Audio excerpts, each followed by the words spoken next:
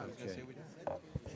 If we can get started, we'll get started, and this should not take very long at all. So pursuant to notice, we meet today to mark up 5 bipartisan measures. Without objection, all members may have 5 days to submit statements or extraneous materials on today's business. As members were notified yesterday, we intend to consider today's measures en bloc. The measures are H.Res. 75, strongly condemning the January 2019 terrorist attack on the 14 Riverside Complex in Nairobi, Kenya. H.R. 739, the Cyber Diplomacy Act of 2019 with the Mccall Amendment. H.Res. 156, calling for accountability and justice for the assassination of Boris Nemtsov with the 2 Malinowski amendments.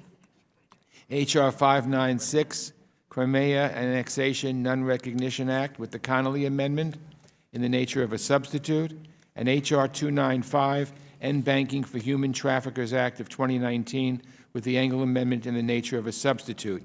At this time, I recognize myself to speak on today's business. We have 5 good measures before us today, and I'm pleased to support them all. The first measure I want to discuss is H.Res. 156, a resolution I authored with Ranking Member Mccaul that calls for justice for the assassination of Boris Nemtsov. Nemtsov was a brave advocate for democracy and free elections in Russia. Sadly, that put him right in Vladimir Putin's crosshairs. Now he joins a long list of brave journalists, human rights activists, and political opponents murdered by Putin's henchmen in their quest to silence all criticism of the Kremlin and stamp out any perceived threat to Putin's authoritarian regime. This resolution condemns the Kremlin's systematic targeting of its political opponents, and it calls on the administration to implement Magnitsky Act sanctions on those responsible for Nemtsov's murder and cover-up. It also requires the administration to deliver to Congress a thorough report on Nemtsov's assassination. That's a critical part of this legislation because, sadly, the administration hasn't done nearly enough to give us much reason to stand up to Russia and call out Putin's thuggery. So it's up to Congress to assert American leadership on this issue.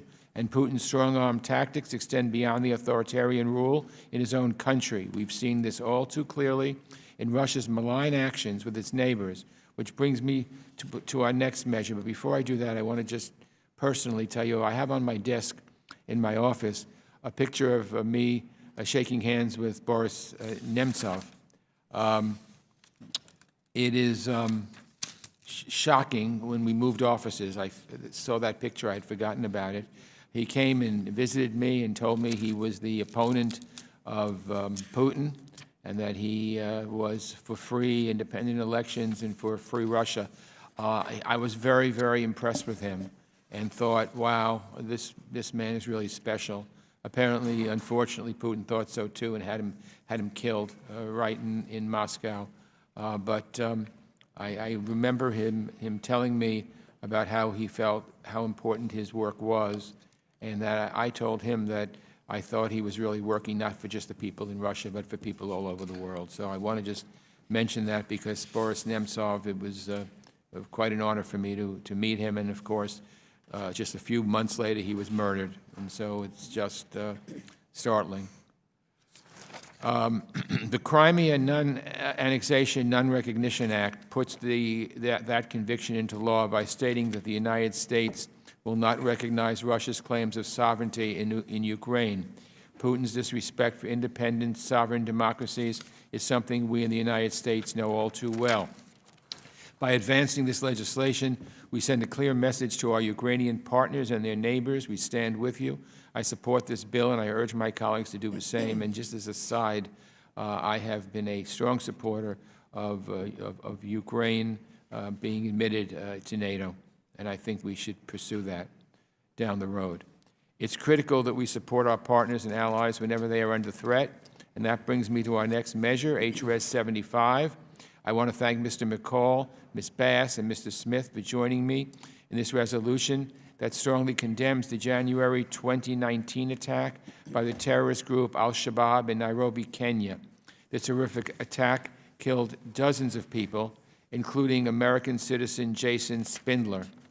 Just last week, we saw another Al-Shabaab attack in Mogadishu, Somalia, claimed the lives of nearly 30 people. So this resolution rightly affirms that the United States supports our regional partners in their ongoing efforts to counter terrorism and violent extremism in the Horn of Africa. I hope all members will join me in supporting this measure.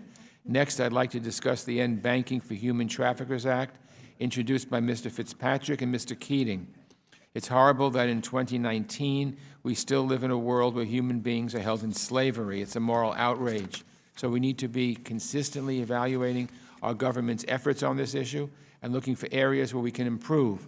This bill does just that by having the financial industry play a bigger role in tracking down human traffickers. By connecting the industry with experts on human trafficking, banks and other financial institutions will be better equipped to spot suspect financial transactions that may be related to this heinous criminal enterprise. This bill continues our fight against the scourge of human trafficking, and I urge my colleagues to join me in supporting it. And finally, we turn to Ranking Member Mccall's bill, the Cyber Diplomacy Act. Last Congress, I worked with Chairman Royce on this bill, and we got it through this committee, the House, and the Senate Foreign Relations Committee with broad bipartisan support. This Congress, Ranking Member Mccaul, has taken up that mantle, and I'm pleased to join him as we work to get this bill over the finish line and on the President's desk. Cyberspace is an increasingly critical part of foreign policy, and we desperately need to update our government agencies to reflect that reality. America has significant interests in cybersecurity, the digital economy, issues of Internet freedom, and we need to be engaging with the international community to articulate and protect those interests. If we don't focus on all of these areas, we run the real risk of seeing authoritarian regimes like Russia and China play a bigger role in determining the way the international community handles these issues. So this bill would create a high-level ambassador position at the State Department dedicated to this endeavor and require a comprehensive cyberspace strategy. I am frustrated by the lack of progress on this issue at the State Department, and I hope they will work with us to ensure that this bill becomes law. I hope my colleagues will join me in supporting this measure. Thank you to all of our members for your hard work on these good bills before us today. As I said before, I'm pleased to support them all. And now I recognize the Ranking Member, Mike Mccaul of Texas, for his opening remarks. Thank you, Mr. Chairman. Today our committee will mark up 3 important bills and 2 resolutions, the Cyber Diplomacy Act, which I introduced with you, Mr. Chairman. I want to thank you for working with me on that. It takes several steps to support an open and secure cyberspace. As Chairman of Homeland Security, I elevated the mission at the Department of Homeland Security, and I intend to do the same with you, sir, at the Department of State. It establishes an ambassador at large to lead the state's cyber diplomacy efforts, outlines an international cyber policy to advance democratic principles and reject Russian and Chinese attempts to control and censor the Internet.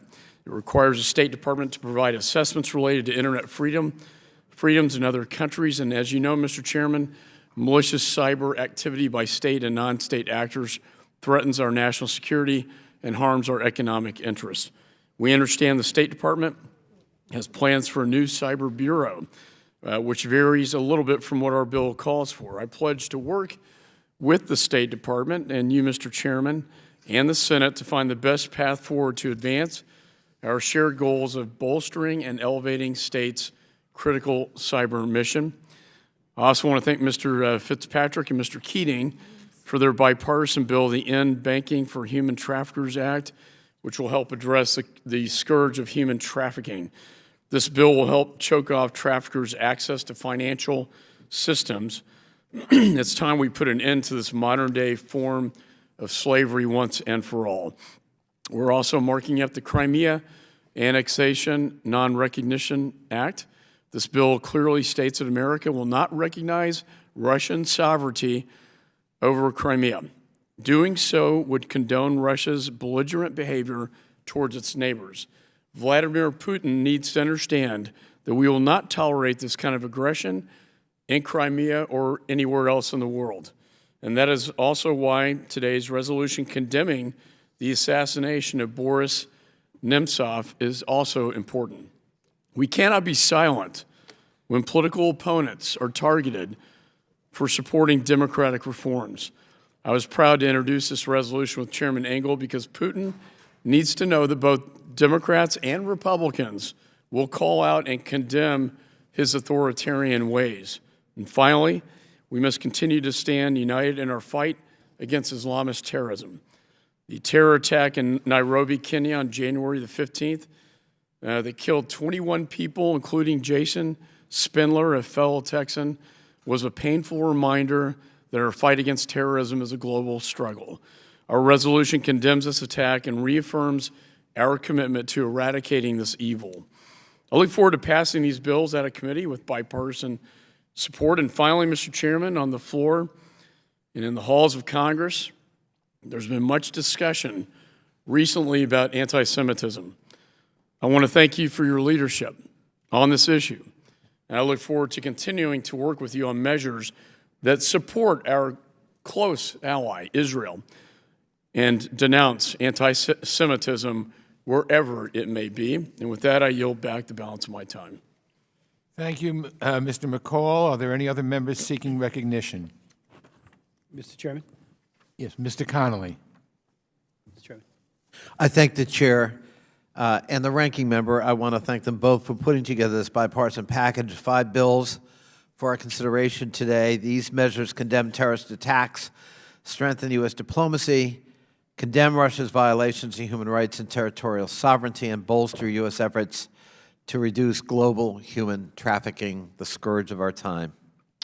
In particular, Mr. Chairman, I'd like to thank you and the ranking member for including in this markup H.R. 596, the Crimea Annexation Non-Recognition Act, which I introduced with my good friend and Republican colleague, Representative Steve Chabot. This bill states that it is the policy of the United States not to recognize the Russian Federation's claim of sovereignty over Crimea, its airspace, or its territorial waters. Furthermore, this bill prohibits the United States government from taking any action that implies recognition of Russian sovereignty over Crimea. It has been the long-standing policy of the United States to not recognize territorial changes effected by force, as dictated by the long-ago Stimson Doctrine, established in 1932 by then-Secretary of State Henry Stimson. The matter of rejecting the forcible and illegal attack on sovereign territory is so important we should be satisfied with nothing less than absolute clarity about our position, which is one that supports Ukraine's sovereignty over its own territory in the Crimea. Failure to stand up, as Mr. Mccall just said, to Putin's illegal annexation of Crimea sets a dangerous and irrevocable precedent. Crimea was Russia's original violation in Ukraine, and we have limited credibility objecting to Russia's subsequent invasion of the Luhansk and Donetsk if we do not take a stand in Crimea. Russian occupation of Crimea has inflicted grave harm within the Ukraine, throughout the former Soviet-occupied territories and beyond. What has happened in Ukraine, Russia's forcible and illegal annexation of Crimea, its invasion of eastern Ukraine, and continued occupation in Crimea, Luhansk, and Donetsk, has precipitated an international crisis, and the resulting conflict has claimed more than 10,000 lives. Russia has subjected Crimeans who refuse Russian citizenship to discrimination in accessing education, healthcare, and employment, and Russian authorities have attacked travel rights and the free press. Acquiescence on the part of the United States threatens the security of all sovereign nations. Russia's forcible and illegal annexation of Crimea has sent shockwaves throughout the former Soviet-occupied territories, many of whom are now NATO allies, including the Baltic states. After the Wells Declaration in June of 1940, the U.S. refused to recognize the Soviet Union's de facto or de jure sovereignty over the Baltics during the Soviet Union's 50 years of illegal occupation. The Baltic republics eventually received their independence, and they're now reliable NATO allies, in part because of our steadfastness. We first introduced this bill in the wake of Russia's forcible and illegal annexation in 2014. This committee previously passed this legislation in the 113th Congress. I inserted similar language into the FY 2016 National Defense Authorization Act in order to prohibit the use of defense funds in a manner that recognizes Russian sovereignty over Crimea. That is to say that we didn't. That language has remained in the NDA, I'm grateful to say, every year since. I've also successfully offered an amendment to the Stand for Ukraine Act, which would create only one condition under which the President can relax Crimea-related sanctions: the restoration of Ukraine's sovereignty. The United States must lead the way in refusing to recognize or legitimize Russia's illegal and forcible annexation in Crimea. That's why both Mr. Shabbat and I are glad to offer this bill, which expresses the will of Congress as a loud and declarative voice for sovereignty and freedom. And I urge my colleagues to support it. And again, I thank the Chair and Ranking Member for including it in today's markup. I yield back. Thank you very much, Mr. Connolly. Mr. Smith. Thank you very much, Mr. Chairman.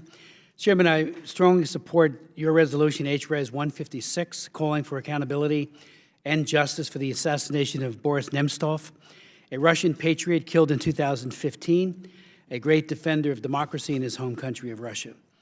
Last July, I had the privilege of leading the United States delegation to the OSCE Parliamentary Assembly in Berlin, and I actually chaired the public event that you referenced in your resolution, the July 8th public event, and we featured Zhana Nemtsova, Boris Nemtsov's daughter, who was absolutely compelling and brave and full of courage. Boris's friend and colleague, Vladimir Kara-Murza, who serves as chairman of the board of trustees for the Boris Nemtsov Foundation for Freedom, and Vadim Prokhorov, who is a lawyer for the Nemtsov family. I believe that this resolution is a timely follow-up to that OSCE effort, because we've been calling on the administration to do more. And I think that the fact that you articulate the concern and the need, frankly, to do some better reporting and to hold those responsible, besides the 5 low-level individuals who have been tried, who ordered the hit. It was an assassination, and it seems to me that it is time, frankly, to really impose Magnitsky sanctions on those who are directly responsible for this. But we need that information. We need our government to redouble down. So thank you for that resolution. Secondly, I do want to thank you for marking up H.R. 295, the End Banking for Human Traffickers Act of 2019. This is authored, of course, by my good friend and colleague, Mr. Fitzpatrick. This bill will help ensure that human traffickers find trafficking even more unprofitable, because they will be curbed in their financial work that they do. They often use banks. This helps to increase that net to catch these people. We have been making strides, Mr. Chairman, in this direction. For example, last Congress, the Frederick Douglass Trafficking Victims Prevention and Protection Reauthorization Act, which I authored along with my friend and colleague Karen Bass, the prime Democratic co-sponsor, was signed into law on January 8th. And among its many provisions, it added the Secretary of the Treasury to the President's Interagency Task Force to monitor and combat trafficking in persons. H.R. 295 calls on the task force to evaluate the anti-money laundering efforts of the U.S. government and U.S. financial institutions to see if we are doing enough, and I don't think we are, to recognize and act against financial movements that signal red flags that human trafficking is occurring. The task force will consult with trafficking survivors and the financial industry representatives who have been pioneering anti-trafficking efforts in their best practices. So again, I want to thank you for all of these bills. I think they're all excellent pieces of legislation, and I especially want to thank Mr. Fitzpatrick for his leadership on combating the scourge of human trafficking. Thank you, Mr. Smith. Is there anyone else who seeks recognition? Mr. Chairman. Mr. Chairman. Mr. Shabbat. Thank you, Mr. Chairman. Move to strike last word. Mr. Chairman, I want to thank you for holding this markup today, and I want to thank you for this slate of 5 excellent bipartisan bills. First, Ukraine. I'm honored to be the lead Republican co-sponsor of H.R. 596, Mr. Connolly's Crimean Annexation Non-Recognition Act, and I want to thank him for his hard work on this important legislation.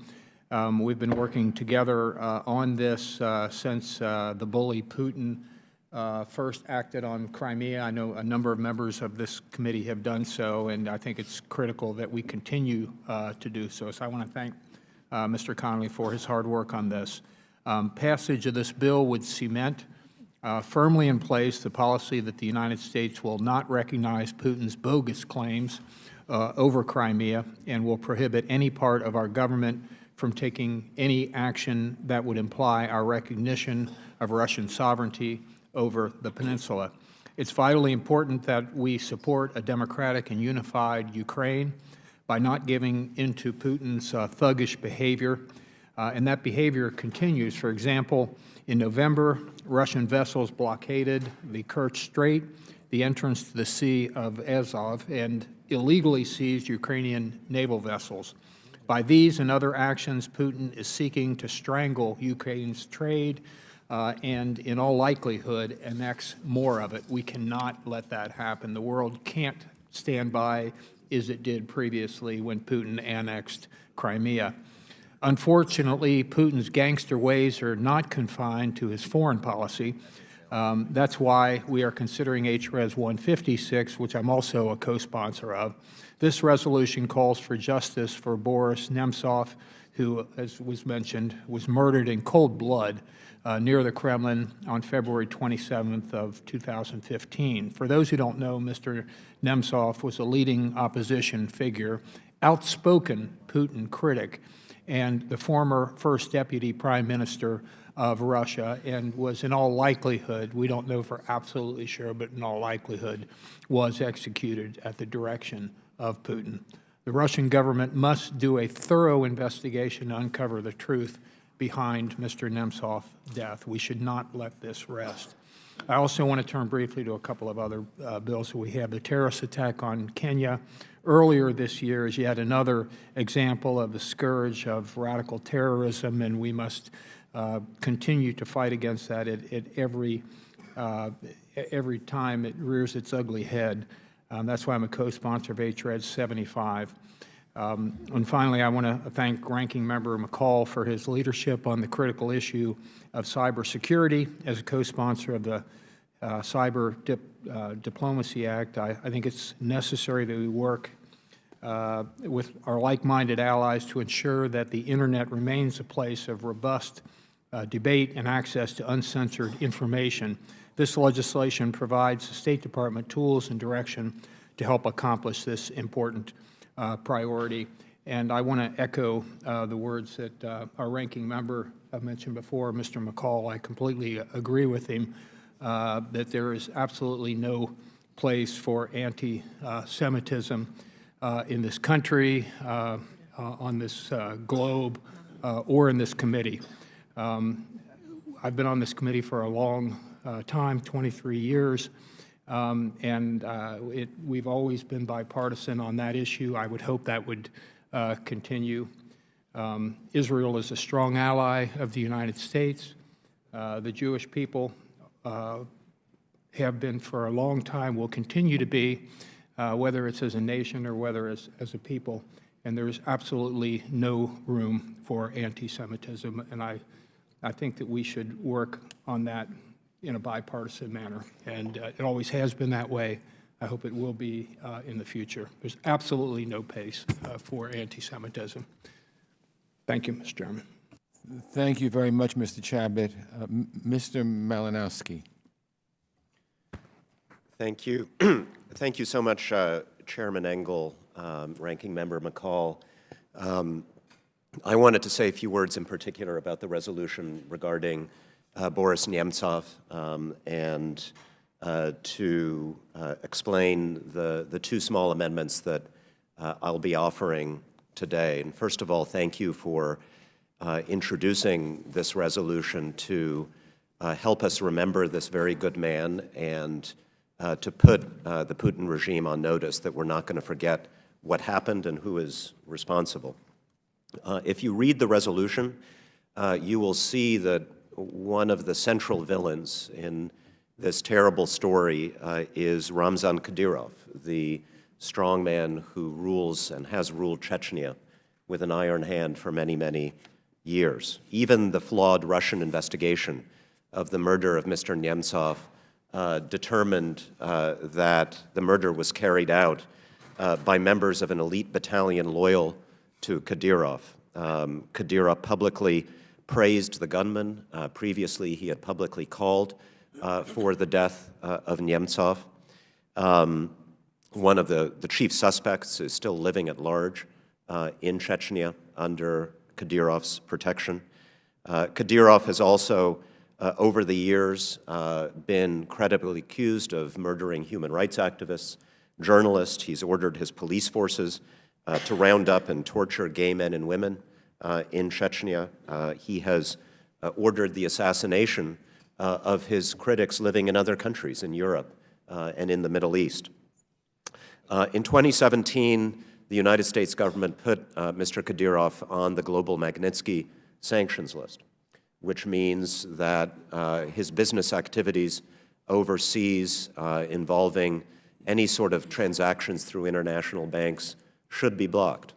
In reality, though, Mr. Kadyrov has repeatedly shown himself outside of Russia, particularly in Persian Gulf countries such as the UAE and Saudi Arabia. His hobby is racehorsing. He spends millions of dollars purchasing racehorses, winning races around the world, again, particularly in the Middle East. He's blocked in Europe. What my amendment, my first amendment, does is simply to urge the administration to prioritize sanctions enforcement with respect to Ramzan Kadyrov, to investigate his business activities and that of entities he may control outside of the Russian Federation, and to determine whether any of them might implicate the sanctions that we have imposed. The second amendment ensures that the resolution includes an additional key suspect in Mr. Nemtsov's murder, Adam Delimkhanov, who is a notorious associate and relative of Ramzan Kadyrov. Delimkhanov is a member of the Russian State Duma, where he has abused his immunity to shield himself from accusation, from accountability for a range of human rights abuses. He's been identified by multiple independent sources as one of the organizers of Mr. Nemtsov's murder. So this amendment would add his name to the list of suspects in 2 clauses of the resolution's preamble. I ask my colleagues to support both of these amendments. Thank you very much. Thank you, Mr. Malinowski. Mr. Fitzpatrick.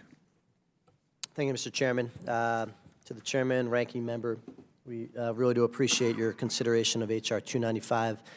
As an FBI agent, one of the most horrific crimes that we were called upon to investigate was human trafficking. And human trafficking continues to devastate millions of lives around the world. And this criminal conduct may seem a distant problem, but it is far from it.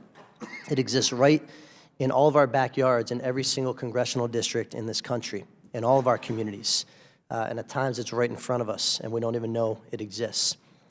My legislation, H.R. 295, the End Banking of Human Traffickers Act, is one step we can take to end the suffering caused by human trafficking. Traffickers aren't hiding their illegal profits under a mattress or burying them in their backyard. They use our very sophisticated global financial system to launder their illicit funds through banks, credit card companies, and money transfer companies, which are all used by traffickers to facilitate their business and to perpetuate their exploitation of victims. The scale of profits from this illicit trade is really staggering.